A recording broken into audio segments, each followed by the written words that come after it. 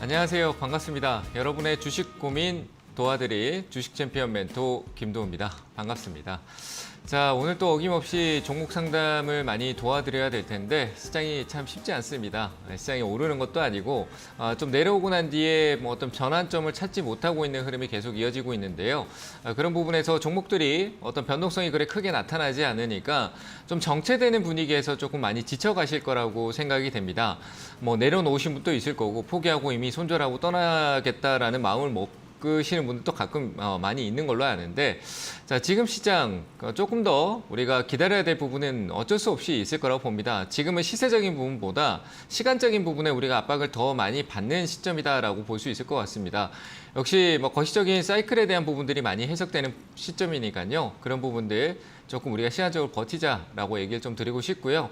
자, 어쨌든 뭐 그런 상황에서도 내 종목에 대해서 어떤 흐름성이나 이런 것들이 좀 궁금하실 수 있으니까요. 그런 것들 제가 상담 도와드릴 수 있도록 하겠습니다. 자, 전화 접수 받고 있습니다. 023772-0269번이고요. 유튜브로 접수 받고 있는데 이데일리 TV 검색하셔가지고요. 채팅창에 매수가, 비중, 그리고 종목명 올려주시면은 상담 도와드릴 수 있도록 하겠습니다. 자, 그러면 오늘 상담 시작하기 전에 오늘 하루의 시장 흐름을 조금 점검하고 가보도록 하겠습니다.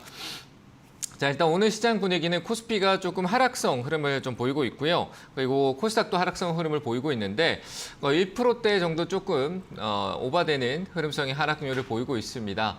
저는 뭐 미국 시장의 흐름성 뭐 큰 내용은 없습니다. 이전에 있던 내용이 계속 이어지는 부분이었고요. 유럽에서는 뭐 영국에서 소비자 물가 지수가 좀 높게 나오면서 우려감을 보이긴 했습니다만 그거 역시도 유럽에서도 금리 인상으로 기조가 계속 유지가 될 거라고 보이실 것이고요. 뭐 감세한 철회에 대한 부분들 우리한테 일시적인 긍정적인 효과를 줬고 하방 경직성을 좀 주고 있는 흐름이긴 합니다만 역시 미국의 어떤 지금 현재 일정에 대한 부분이겠죠. 제가 일정에 맞춰서 투자를 해야 된다라는 부분들을 얘기 드렸었는데 그 일정이 또 11월 초에 있습니다. 미국의 그 FOMC 쪽 관련된 부분에서 금리 인상 기조 부분인데 역시 금리 인상은 0.75bp 정도 인상, 0.75% 정도 인상을 할 것이다라고 보는 게 맞을 거라고 보면 될 것 같고요. 거기서 기조 변화보다는 파월 연준 의장의 어떤 발언 속에 숨어 있는 내용들을 조금 더 체크해야 될 부분일 거라고 생각됩니다. 그때 일어날 변동성에 대해서 우리는 확인하고 또 비중적인 부분에 제가 분할 매수 얘기를 드렸었는데 쪼개서 들어갈 수 있는 진입 구간을 고려해 보는 게 맞지 않나라고 생각이 되는 시점이다. 이렇게 보여지고요. 자, 우리나라 시장의 어떤 종목들의 변화, 전체적으로 하락세를 면치 못하고 있는데 최근 이어지고 있는 뭐 건설사 쪽에 대한 부실, 리스크에 대한 부분들이 조금 나오고 있는 부분이 있죠. 레고랜드 사태에 대해서 채권 시장이 조금 불안정한 흐름을 보이면서 정부 차원에서 또 채권 안정펀드에 대한 자금을 일부 투입하겠다라는 얘기가 나왔습니다. 자, 그래서 일단 그런 걸로 인해서 시장의 불확실성이 해소가 되는 부분은 아닐 거라고 보여지고요. 일단은 브레이크성은 조금 잡아줄 수 있다라고 볼 수 있을 것 같고요. 그리고 건설주의 어떤 시장 흐름, 금리 인상이 원인이겠죠. 그런 부분들의 압박성이 혹시나 이제 시장이 어떤 퍼지면서 건설사를 기준으로 해서 조금씩 기업들의 리스크가 부각될 수 있다. 금리 인상에 대한 리스크에 대한 부분들이 인식이 됐었을 때 좀 위축되는 장세가 계속 이어질 수 있다라고도 생각할 수 있을 텐데요. 지금 장세는 이제 우리가 또 거기에 대한 대처 방안이 아래쪽에서 준비돼 있다. 제가 코스피 기준에서 2,100포인트를 얘기 드렸었는데 2,100포인트 하단에서는 시장의 어떤 안전 조치가 또 이루어질 수 있다고 보여집니다. 거기서 가장 큰 무기가 될 거는 공매도 금지라는 일정 기간 동안에 뭐 6개월도 좋고요. 1년도 좋겠지만 6개월이라는 공매도 금지 조건이 발현될 경우에는 역시 그 흐름에서 시장의 하방 경직성을 만들 수 있다. 공매도 효과는 매도세를 줄일 수 있는 효과죠. 돈을 빌려서 매도를 해야 되는 부분들을 빌리지 못하는 상황으로 연결되기 때문에 오히려 나타날 수 있는 건 쇼커버링밖에 없다. 다시 되갚는 것밖에 없다라는 거는 그건 역시 매수세가 될 수 있다라는 부분에서 긍정적으로 확인할 수 있는 부분인데요. 실적 시즌 안에서 그런 변동성이 상승으로 올라가는 커버링이 아니라 가치 있는 커버링이 돼서 행보권으로 갈 수 있다는 겁니다. 그런 부분에 또 시장의 유동성이 위축되는 흐름에서 순환 구조로 이어가는 부분이고요. 그래서 기업들의 순환에 대한 부분들을 체크를 해야 되지 않을까라고 생각이 됩니다. 그래서 순환 구조는 주도적인 섹터를 갖고 있는 반도체나 뭐 바이오 그리고 자동차, 화학 이런 쪽에 대한 순환 사이클에 대한 부분들이 그들이 어떤 상승폭을 계속 단기적으로 이어가면서 순환이 나오는 게 아니라 그런 기업들의 시세적인 흐름이 나올 때 그 아래쪽에 있는 계열 하청업체라든지 연결돼 있는 산업 섹터군들을 조금 점검해서 거기서 우량한 기업들을 조금 선택해서 그 주도적인 종목, 삼성전자라든지 뭐 현대차라든지 그리고 화학 쪽에 2차 전지 쪽도 마찬가지고요. 2차 전지는 뭐 전자 쪽이나 화학 쪽에 믹싱이 돼 있지만 소재 쪽 관련된 부분에서 좀 점검을 해보면 좋을 것 같다라고 생각됩니다. 바이오는 제가 예전부터 얘기 드렸지만 바이오 시밀러, 그러니까 실적에 대한 근본성이 깔려 있는 기업들을 조금 중심에 두고 계속 체크를 해보시면 좋겠다라고 얘기를 드리도록 하고요. 시장은 위축되겠지만 결국 11월 달에 우리나라 시장의 흐름성에서 저는 하방성은 더 일어나지 않을 거라고 봅니다. 차트상으로 봤었을 때도 코스피 같은 경우에 지금 현재 흐름성은 과거의 흐름의 어떤 패턴을 봤었을 때 하방성을 가고 있지만 과거의 어떤 행보성 흐름이 맞춰지는 관점이죠. 뭐 삼성전자를 기준으로 볼 수 있겠지만 일정 구간의 약간의 행보성 흐름을 가지는 구간들을 만들고 변화를 만듭니다. 근데 그게 그 다음에 위쪽으로 올라가거나 내려가거나 반반이죠. 이걸 맞출 수 있는 부분은 없을 거라고 봅니다. 시장의 기조에 따라서 거시적인 부분 그리고 지표, 매크로에 따라서 시장에 어떤 변화가 생길 수 있는 현재 시장 분위기이기 때문에 거시적인 분위기가 어떤 방향성을 제시해 줄 거라고 보여지고요. 그렇지 않을 경우에는 약간의 반등성으로 해서 우상향하면서 좀 7월 달에 있었던 반등 수준 정도, 그러니까 한 2,400포인트 정도 언저리까지는 이 흐름 속에서 순환하면서 반등성이 좀 나올 수 있는 구조도 생각을 해볼 수 있을 거라고 보여집니다. 그리고 시장은 과매도권에 진입을 했다라는 거는 맞습니다. 하지만 우리가 그 과매도권에서 바닥을 확인할 수 없는 이 불확실성이 지금 현재 투자를 위축시키고 있다는 점에서 역시 확인하고 가는 절차가 더 좋을 거라고 보여지고요. 그래서 우린 시간의 고통 그리고 가격적인 시세가 아닌 시간의 고통에 대한 부분들을 감내하면서 가야 되는 시점이다라는 거는 인지를 하고 가야 심리적으로 조금 더 불안정함을 안정시킬 수 있지 않을까라고 생각이 됩니다. 그러니까 급하게 생각하지 마시고요. 이 시장이 굵직굵직한 이벤트가 나올 때마다 쪼개는 매수는 저는 괜찮다라고 봅니다. 그 역시 단가 조율이 될 수 있으니까요.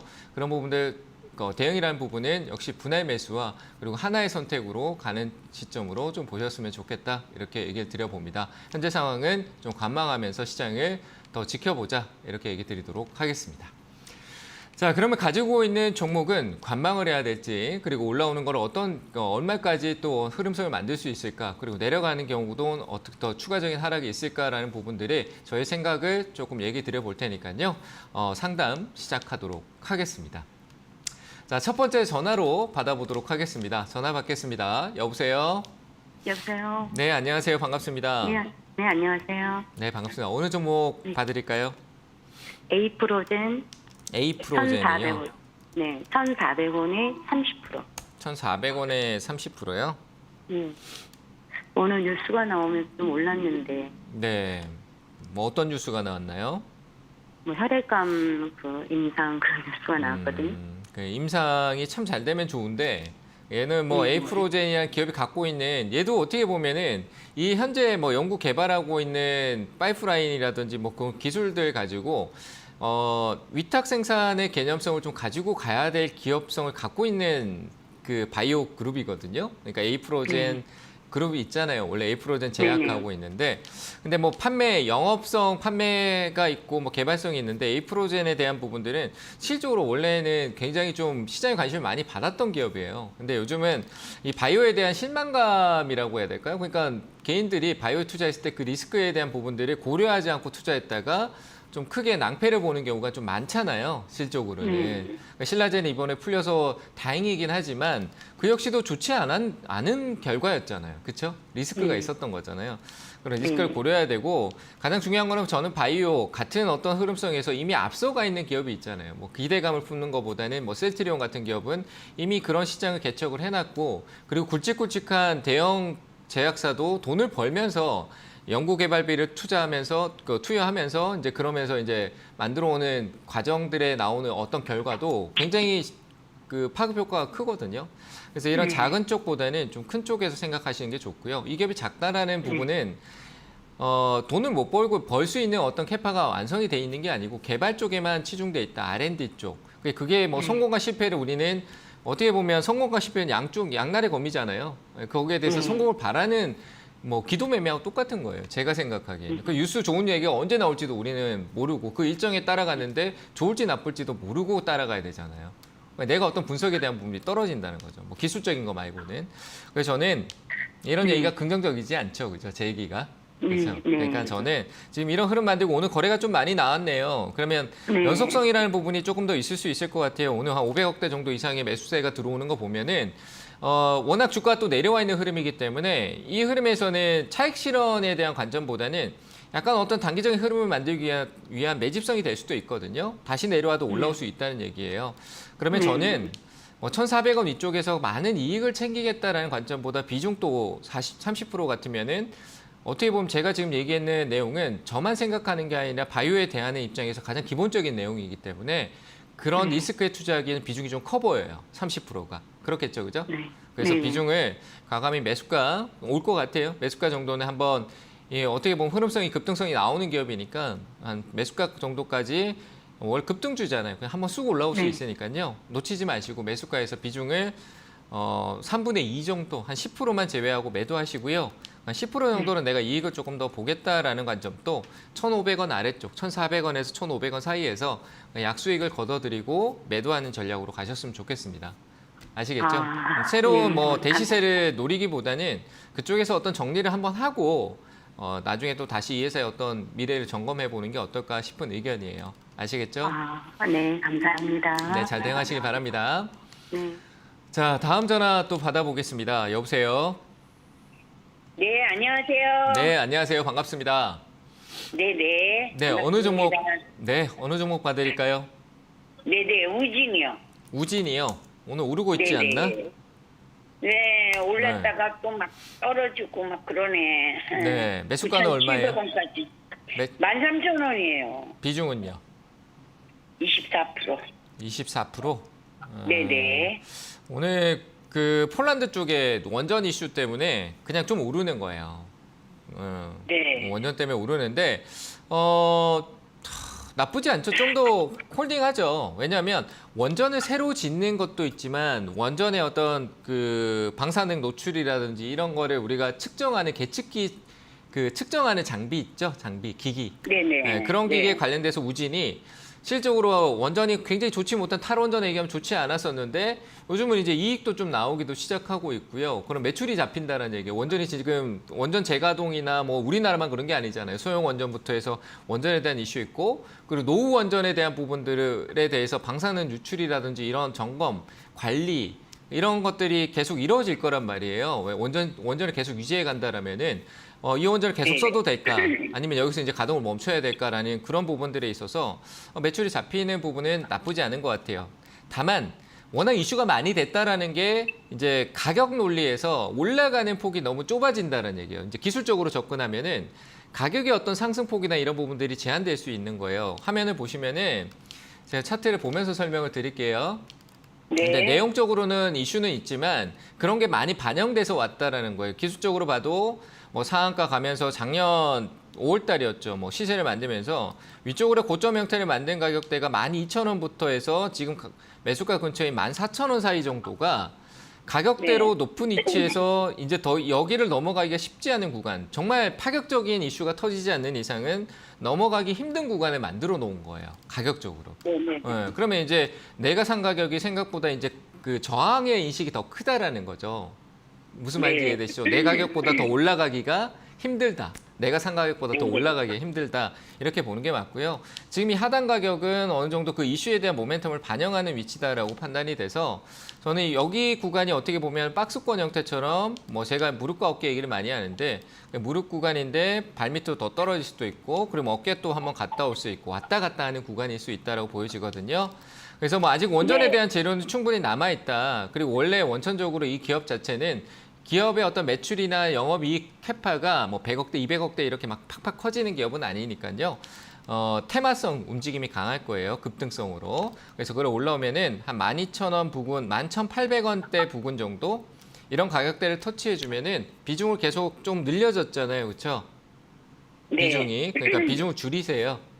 만 한 1,500원, 12,000원 사이에 한 비중을 절반 정도 축소하시고 나머지는 조금 네. 그때 확인을 조금 더 해보시는 것도 좋은데 만약에 매수가 위쪽으로 올라와서 이익 구간에 온다. 뭐 그게 한 14,000원이다. 라고 하면 거기서 또 매도를 진행하는 게 맞고요.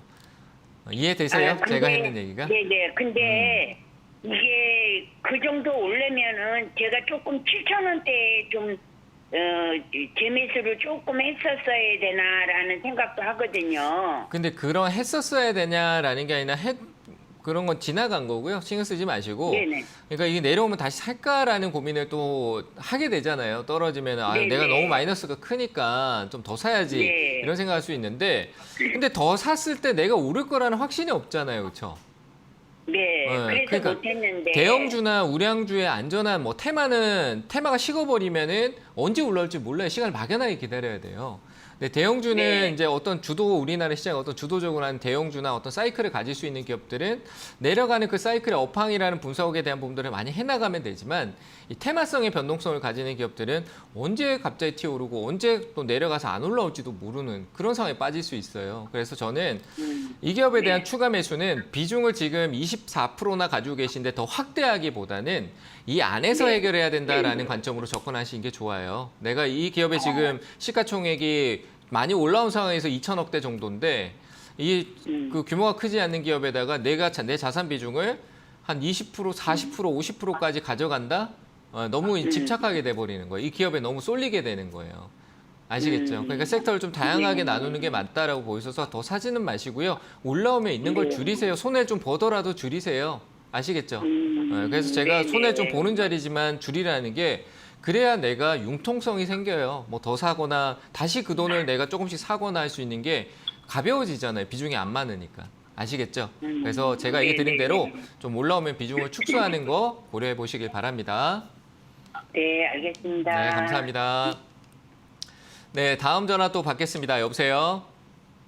네, 안녕하세요. 네, 안녕하세요. 반갑습니다. 네, 반갑습니다. 네, 어느 종목 봐드릴까요? 네, 팜스토리고요. 네, 2,755원이 28%예요. 2,755원이요. 네네, 비중이 얼마라고 하셨죠? 28%요. 28%요. 네네. 처음 샀는 가격이 이 가격이에요? 예, 이거 7월 초에 샀어요. 그래요? 네. 계속 떨어지죠? 네, 계속 떨어지고 있어요. 오늘도 2,000원이 무너졌네. 근데 가격이 얼마라고 하셨죠? 다시 한번 얘기해 볼까요? 예, 2,755원. 2,755원이요? 네네. 그럼 7월 초 맞네.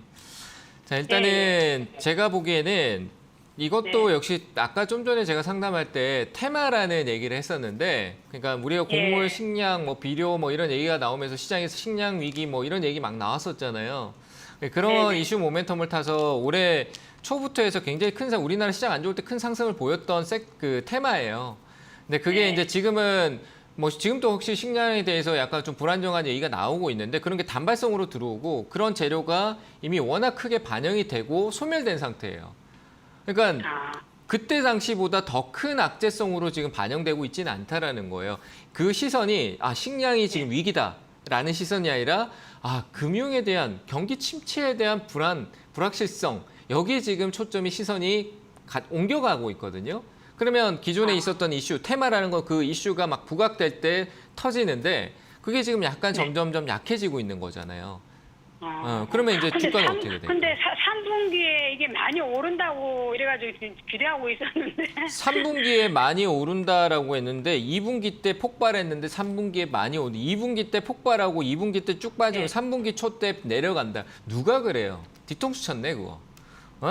누가 그런 얘기를 해? 유튜브 보니까 전부 다 3분기에 최고 많이 올라갈 거라고 했는데 지금 3분기 다 끝났잖아요. 그래도 유튜브 계속 안 하시는 올라가- 분하고 친하세요? 그분 믿어요? 아니요.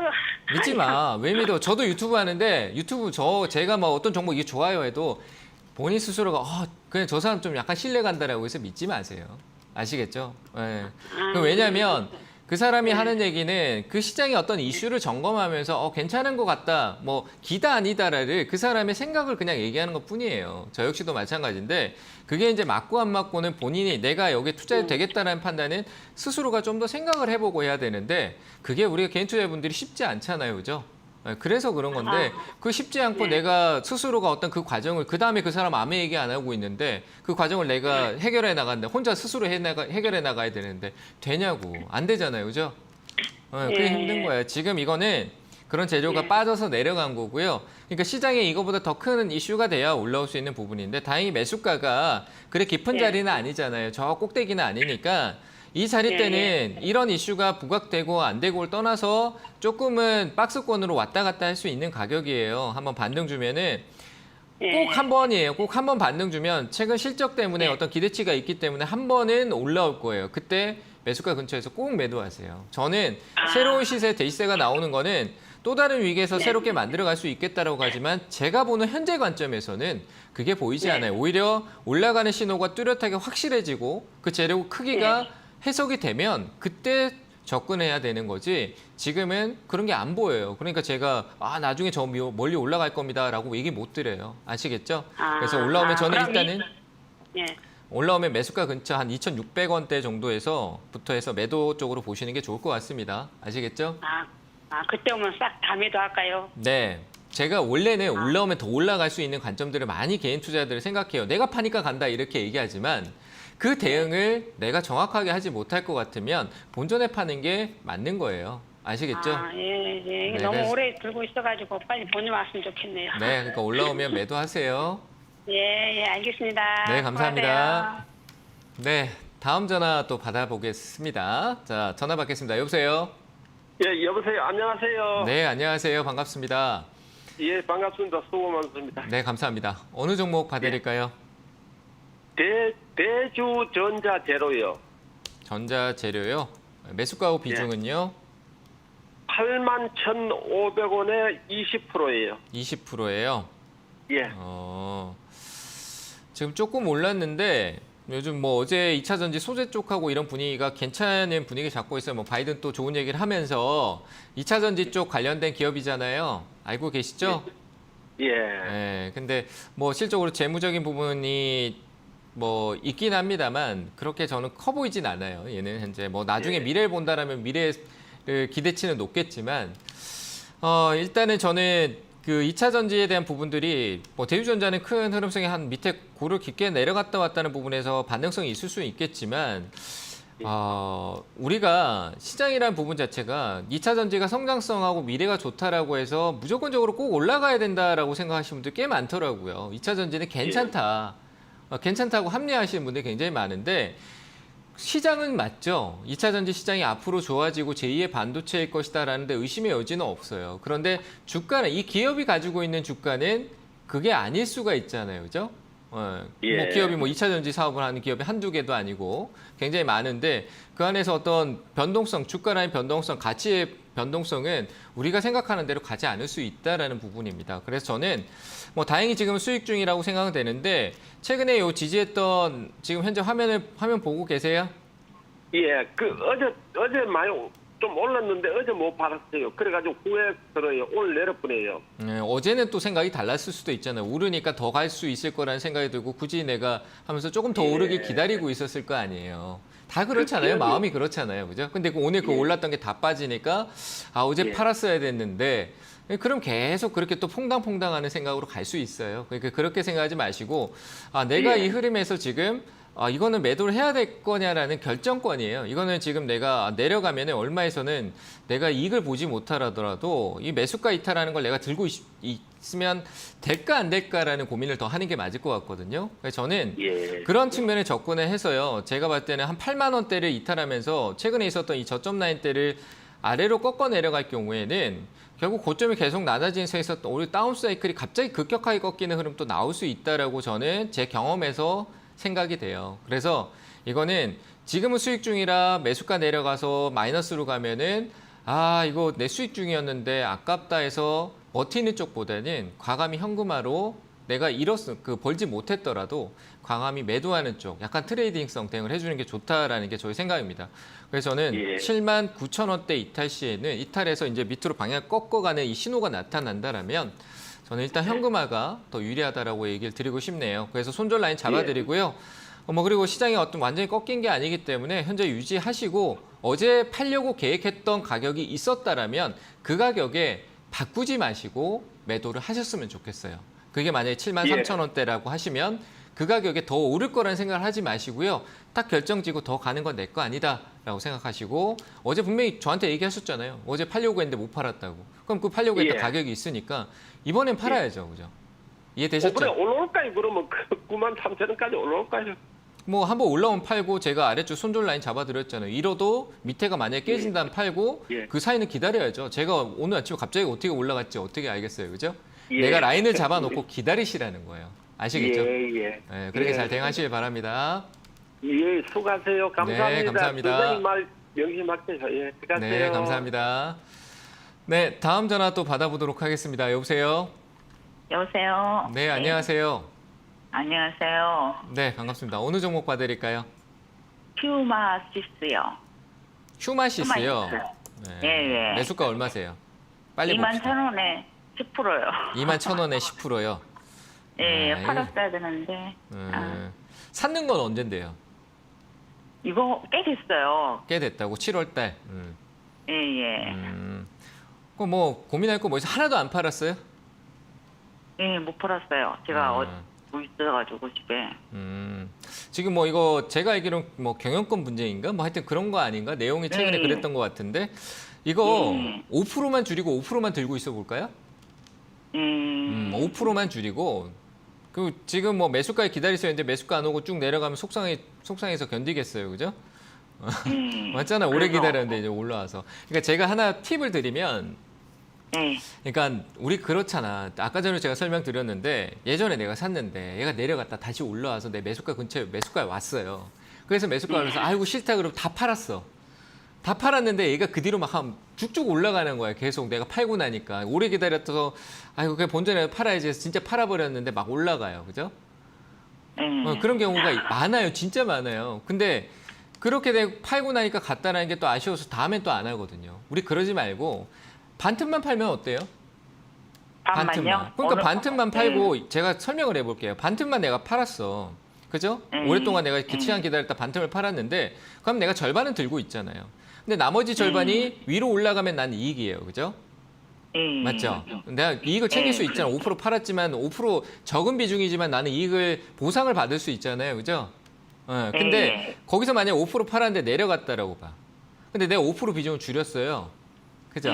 그래서 내가 이게 만약에 손절해야지라고 밑에서 마음을 먹어도 내가 위에서 5% 팔았으니까 결국 내가 팔았는 단가는 저 밑이 아니라 그 중간쯤에서 판 거하고 똑같다는 얘기예요.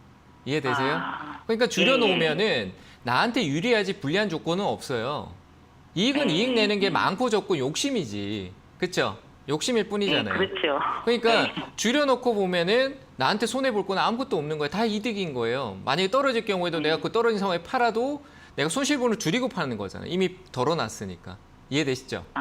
그리고 혹시나 나는 이 기업에 대해서 나는 계속 유지해 가겠다라고 하면 팔았던 거를 싸진 가격에서 조금씩 다시 사면 되고 그럼 단가 또 떨어지고 이것도 유리하잖아 나한테. 좋은 조건이죠. 이해되세요? 그러니까 이런 어떤 기존의 틀에 내가 대응하는 방법들을 좀 만들어 두시고 그걸 실천하는 이런 자세를 좀 가지셨으면 좋겠어요. 투자라는데 나한테 기술이 있어야 돼요. 아시겠죠? 예. 그런 공부를 좀 하시면 좋겠습니다. 저는 비중 절반 줄이고 나머지 좀 들고 이익 구간으로 좀 갔을 때 한 10% 정도 이익권대가 나타나면은 매도하시는 전략을 드릴게요. 네, 알겠습니다. 네, 감사합니다. 네, 상담은 잠시 쉬었다가요. 강연의 일정 확인하고 진행하도록 하겠습니다.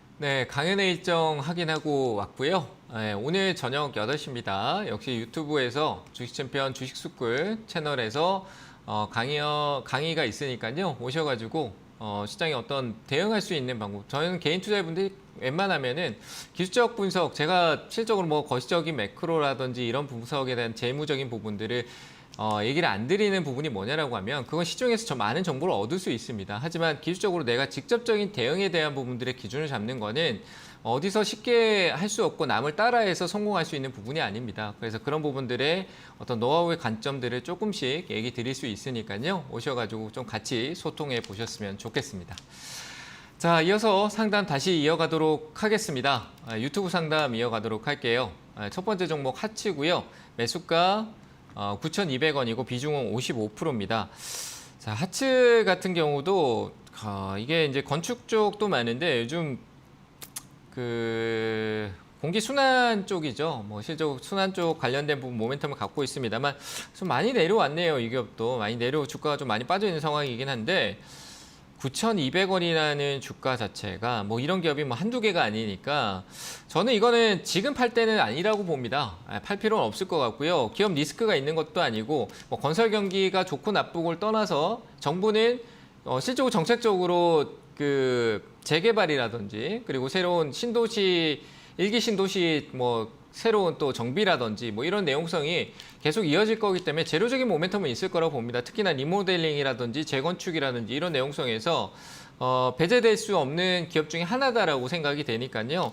저는 일단 이거는 여기서 손절이 아니라 홀딩 의견 드리도록 하고 골이 좀 깊네요. 근데 다만 이번 9월 달에 하락이 있었던 10월 달까지 하락이 있었던 부분은 6월 달에 어떤 하락성의 전제에서 깊은 가격만 시세만 떨어졌지 흐름성에서 어떤 변화가 금방 회복될 수 있는 라인대라고 보여집니다. 그래서 저는 가격적으로 8,000원대, 9,000원대까지도 충분히 재차 반등이 가능하다. 시간적인 부분은 분명히 오래 걸릴 수 있습니다. 제가 시간을 맞출 것 같으면 여기 있지 않을 겁니다.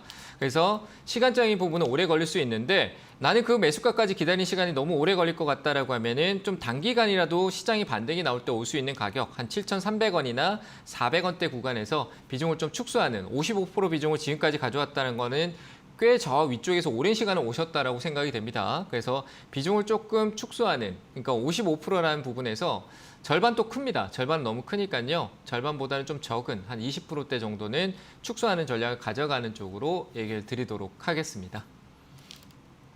자, 다음 종목도 보도록 하겠습니다. 보성파워텍이네요. 자, 원전 쪽 관련된 모멘텀 지금 또 오르니까 관심이 또 많이 있을 거라고 봅니다. 뭐 원전 쪽에 대한 재료적인 모멘텀은 끝이 나진 않겠지만 우리가 2차 전지, 뭐 2차 전지나 폴더블폰 이런 게 폴더블폰 같은 경우는 실적으로 2011년, 2010년 때 거의 한 10년 전부터 폴더블폰에 대한 투명 디스플레이 그리고 휘는 곡선, 곡면 이런 얘기가 계속 시작돼서 깔려오면서요. 그 시장의 변동성이 위아래 계속 있었던 겁니다. 그러니까 소형 원전 같은 경우는 시장의 어떤 유입성, 진입성이 그렇게 길지는 않을 거라고 생각이 되고요. 그래서 그런 이슈들과 원전에 대한 이슈는 재료적으로 아직 풍부하게 남아있다라는 생각이 듭니다. 그래서 뭐 괜찮긴 한데 결국 이 보성파워텍의 재무적인 관점이 회복성이 있냐 없냐라는 관점을 좀 지켜보시면서 가시면 좋을 것 같고요. 6,000원대까지는 테마성 흐름성이 나올 수 있겠지만 저는 6,800원대까지 어디 간다 안 간다라는 관점보다는 제 시선에 보일 수 있는 가격 상한치 충분히 갈 수 있는 가격대를 얘기를 드린다라면은 한 5,500원대 정도가 될 것 같습니다. 5,500원대까지는 추가적인 상승이 있고 없고를 떠나서 반등성에서 갈 수 있는 가격대 정도가 된다라고 보여지니까요. 비중이 10%다. 뭐 조금 낮춰서 5,500원대에서 전략 매도할 수 있는 전략을 가져가거나 아니면 절반의 축소를 가져갈 수 있는 전략으로 대응해 보시는 것을 권해드리도록 하겠습니다. 자, 여기까지 하고요. 한 종목 더 체크하고 가도록 하겠습니다. DB하이텍입니다. DB하이텍 같은 경우는 상당히 오랜 시간에 좀 골이 깊은 기업 중에 하나인데 뭐 이게 뭐 나쁘다라는 관점은 없죠. 저는 좀 올 때까지는 온 것 같아요. 근데 각이 좀 흐름성이 좋지는 않네요. 뭐 반등성이 나올 것 같다는 흐름성보다는 추가적인 하락성 압박도 아직까지는 배제할 수 없다라고 저는 생각이 돼요. 뭐 DB하이텍 실적이 나쁩니까? 재무적으로 나쁘다라는 게 아닙니다. 흐름이라는 겁니다. 시장의 흐름을 따라가고요. 뭐 반등의 효과가 있다라는 거는 저는 아직까지 언제 얘기할지 모르겠지만 나오긴 나올 거다라고 생각하는 게 시장이 한 번 더 빠지게 되면 나올 내용인 공매도 금지라든지 이런 내용성이 DB하이텍의 어떤 반등을 기조를 만들 수 있지 않을까라고 생각이 되고요. 그런 관점에서 현재 주가는 많이 내려왔습니다. 근데 역시 3만 원대 초반대까지는 가격 하락이 조금 한 번 더 추가적으로 이어질 수 있고요. 추세의 흐름 자체를 회복하기 위해서는 반전이 나오더라도 55,000원대고요. 그 이후에 내려갈 수 있는 흐름이다라고 생각이 됩니다. 그래서 46,000원대 매수가가 아래쪽에 있기 때문에 저는 목표가는 너무 높게 잡지 않고 5만 원 선으로 잡아놓은 상황에서 대응을 가져가고요. 그리고 비중을 30% 가지고 계신데 아직 시장에는 불확실성이 존재합니다. 비중을 조금 줄여서 가져가시는 게 좋다. 지금은 비중을 늘려서 가져가는 게 아니라 줄여서 가져가는 게 내가 더 살 수 있는 유리한 조건이다. 그러니까 지금 뭐 나는 현금이 많이 있기 때문에 남들보다 유리한 조건이라 해서 많이 산다는 게 득이 아니다는 거예요. 조금씩 모아가는 게 유리한 거지 한 번에 사는 거는 똑같은 상황으로 갈 수 있다는 점 유의하시길 바랍니다. 목표가는 5만 원 제시해 드리도록 하겠습니다. 자, 유튜브 상담은 여기까지 하도록 하고요. 다시 전화 상담으로 넘어가도록 하겠습니다. 전화 받아보겠습니다. 여보세요? 네, 안녕하세요. 반갑습니다. 네, 안녕하세요. 네, 어느 종목 보유하고 계세요? 캠트를 캠트로닉스요. 예, 네, 매수가 비중은요? 매수가가 21,300원에 20%요? 아니요, 27,000원. 27,000원이요? 네. 매수가가 높네요. 그렇죠? 뭐 높다라는 거는 지금 시장이 빠졌기 때문에 높아진 거예요. 네, 높아진 거고 그리고 이전에 샀던 거에서도 좀 높은 가격에 산 거는 맞아요.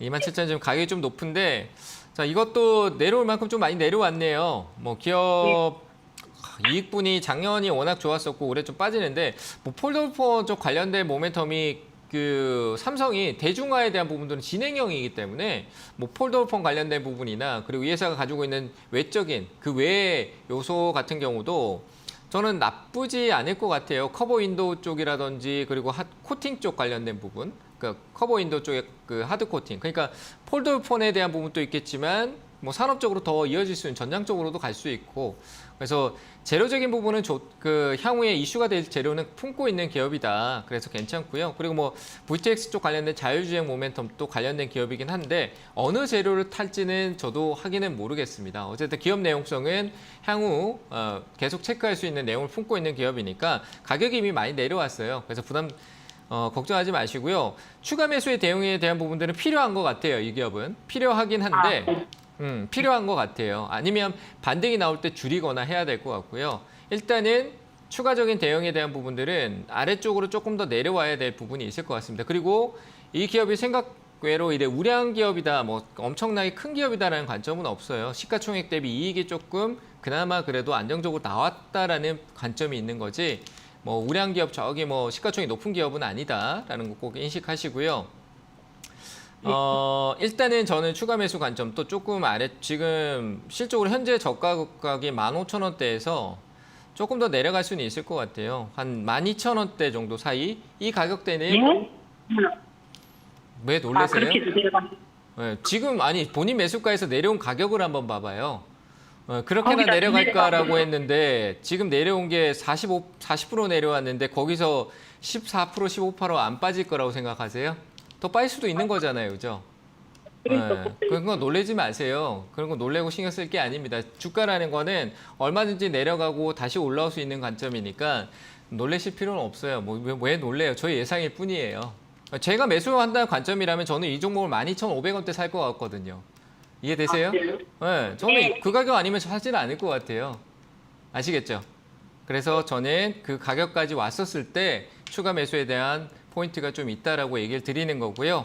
올라가는 반등도 매수가까지 가는 게 저는 쉽지 않을 거라고 보고 얘기 드린 거예요. 그래서 일단은 요 가격대까지 내려왔을 때 추가 매수 가능하고요. 위쪽으로 올라올 수 있는 가격대는 저는 2만 원대 정도로밖에 보이지 않습니다. 2만 원 정도 올라오면은 그때 추가적으로 올라가는 거는 그때 상황을 고려해야 된다라고 생각이 되니까요. 2만 원까지 일단 홀딩 의견 드리고 그 가격 왔었을 때 다시 한 번 더 문의 주는 쪽으로 의견을 드리겠습니다. 아시겠죠?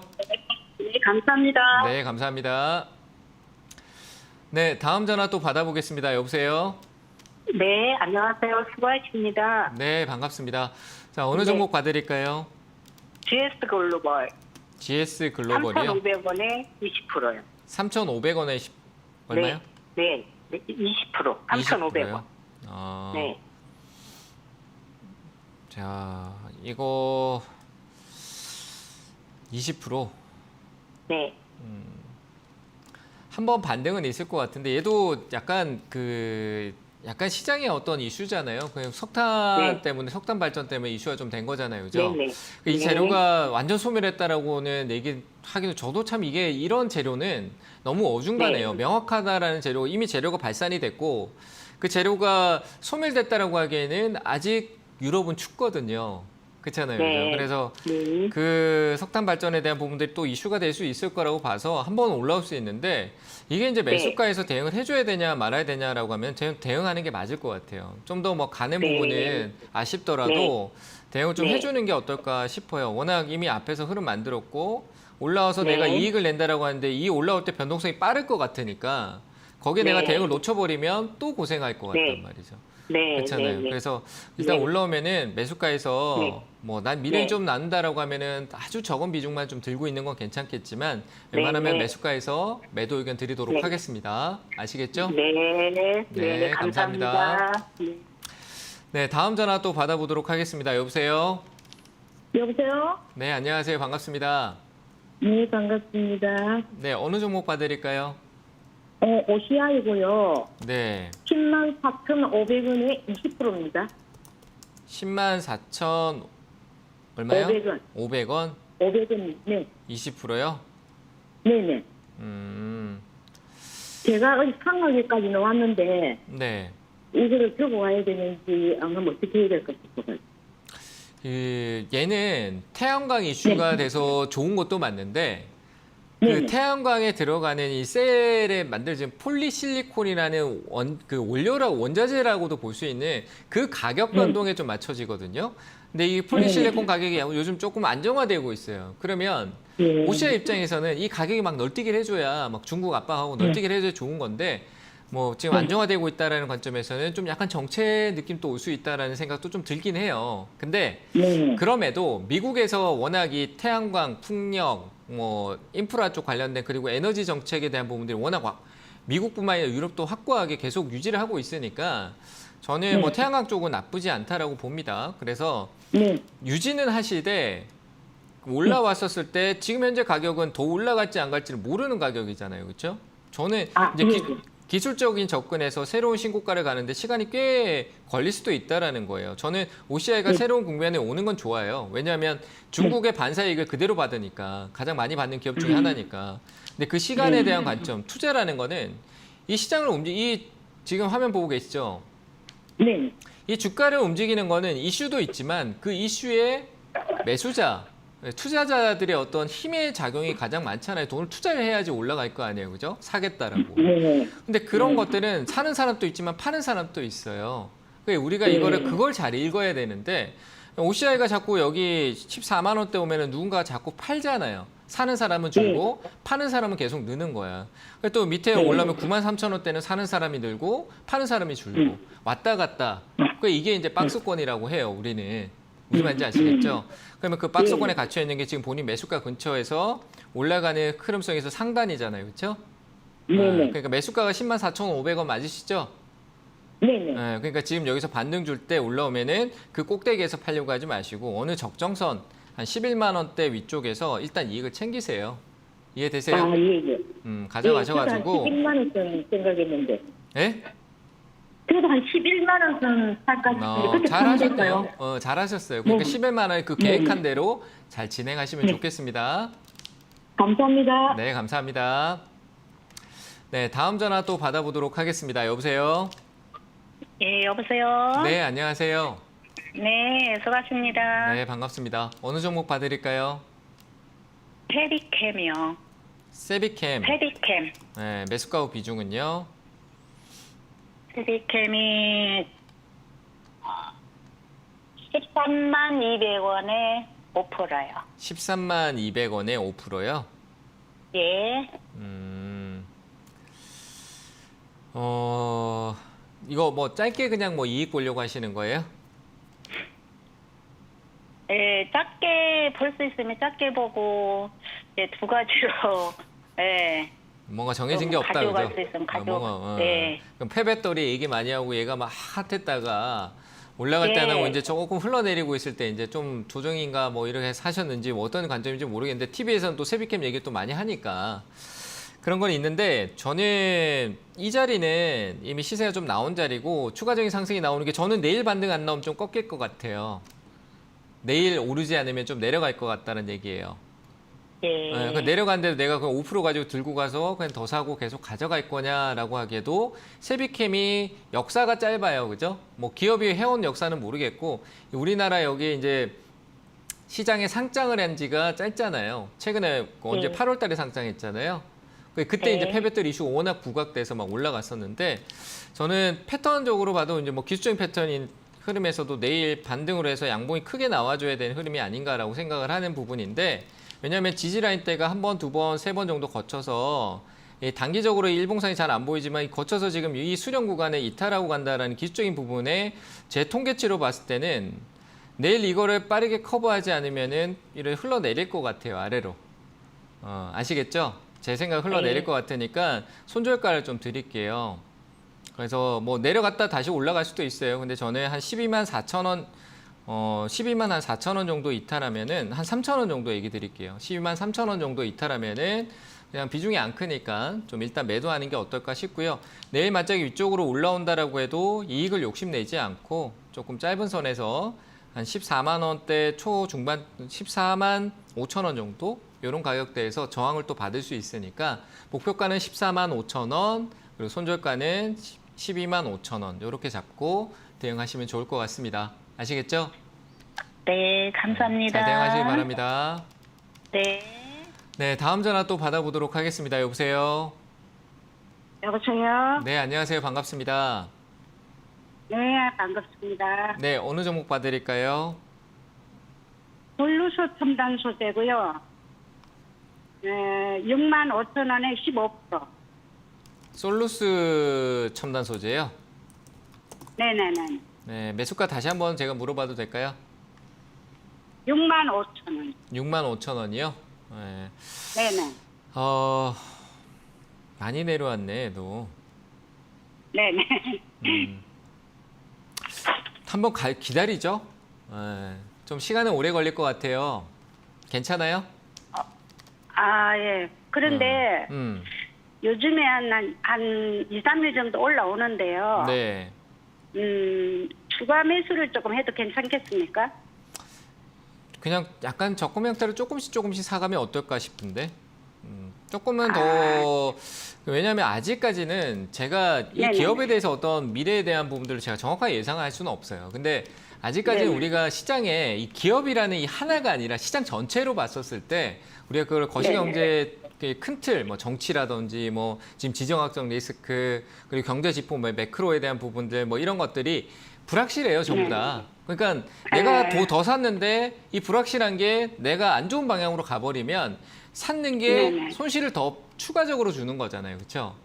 네, 그래서 그렇죠. 확 사는 거 제가 사도 된다라고 해도 그걸 갑자기 확 사버리면 더 큰 손실이 만들어지는 거예요. 그러니까 그렇게는 안 사죠. 그렇죠. 그러니까 제가 얘기하는 게 제가 요즘 많이 하고 있는 얘기가 뭐 11월 달에 TV 보시면은 뭐 이벤트 일정 뭐 이런 종목 얘기하는 거 듣지 마시고요.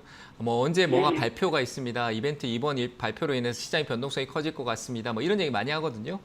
그런 게 이제 11월 달에 좀 나올 거예요. 그럴 때 이제 흐름성을 보고 그런 게 지나가고 나면 그런 풍파잖아요. 어떻게 보면 그런 거를 좀 지나고 나면은 하나씩 사세요. 조금씩 담으세요. 그러면 뭐 수소 관련된 부분도 그 미국의 어떤 감축법이라든지 이런 내용성 안에서 그 미국뿐만 아니라 전기차를 제외 전기차가 생각보다 굉장히 이 원자재 때문에 힘들어요. 그래서 결국 수소는 약간 물러가는 부분들이 있으니까 수소 쪽 관련된 부분으로 저는 나쁘지 않다라고 봐요. 그래서 좀 관점을 유지해도 괜찮다 이렇게 의견 드릴게요. 조금씩 분할성으로 모아가는 전략으로 얘기를 좀 드리겠습니다. 홀딩 의견 드리겠습니다. 자, 오늘 상담은 여기까지 하도록 하고요. 시장이 많이 좀 지치고 힘들고 그리고 시세에 대해서 예민해지는 관점이 많이 있을 겁니다. 그런데 너무 예민하게 하지 마시고요. 지금 우리 시간의 고통에 어떻게 보면 시장이 압박을 받고 있는 겁니다. 그런 압박은 시간이 지나면 또 해소가 되는 부분이니까요. 지금은 팔 때가 아니다. 팔더라도 반등을 줘서 손실폭을 줄이고 팔아야 내가 새롭게 투자하는 자금이 늘어날 수 있다는 부분 참고하시면서 대응하셨으면 좋겠습니다. 항상 성공 투자 응원하겠습니다. 감사합니다.